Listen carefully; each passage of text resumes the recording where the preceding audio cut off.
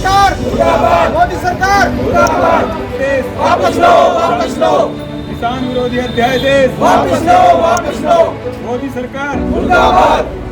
अब नीचे क्यों हमारी मंडियां बंद हो जाएंगी तो ये कहाँ से मजदूरी करेंगे, अपने बच्चों को कहाँ से पालेंगे?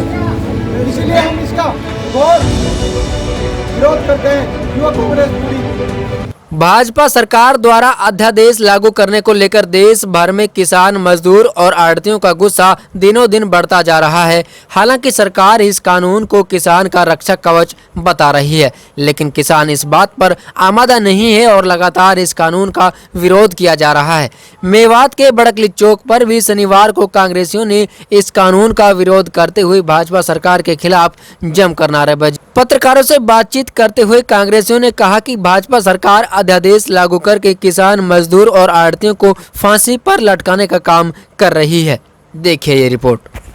कानून के उसमें उपलक्ष्य में करी गई हैं जो किसान के विरोध में करा गया है।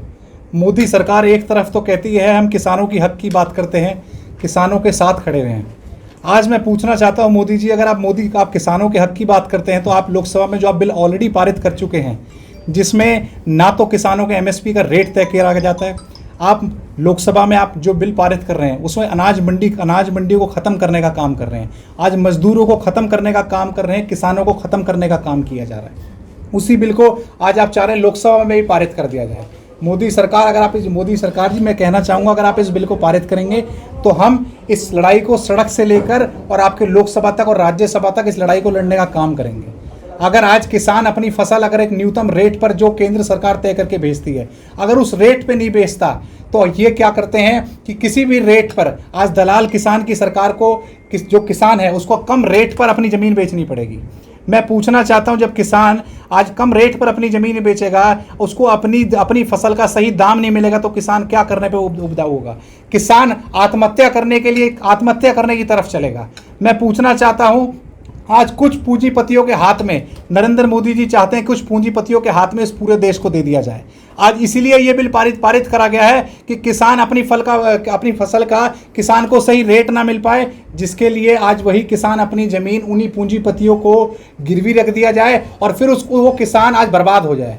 नरेंद्र मोदी जी ने आज कल एक मीडिया में आकर एक प्रेस कॉन्फ्रेंस करी थी और एक बाइट दी थी। उसमें ये बोला गया था कि 6 साल में किसानों के लिए जितना हमने कुछ करा उतना किसी भी सरकार ने नहीं करा। मोदी जी, मैं आपकी बात से बिल्कुल सहमत हूं कि इन 6 सालों में जितना आपने किसानों के लिए करा शायद किसी ने नहीं करा।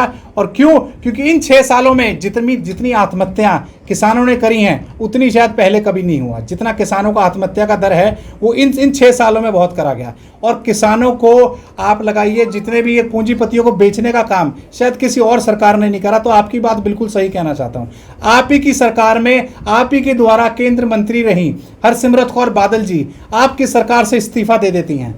क्यों दे देती हैं? शायद उनको किसानों के बारे में उनके हक की लड़ाई सोच आई कि आज यही किसान हैं जो हमारा देश चलाने का काम कर रहे हैं। यही किसान है जो आज तक हमें अपनी फसल बेच के उन्हीं तक आता है जो हम खाना खाते हैं। अगर यही किसान बर्बाद हो जाएगा, यही किसान आत्महत्या करने लगेगा तो हमारा देश किस तरफ जा रहा है?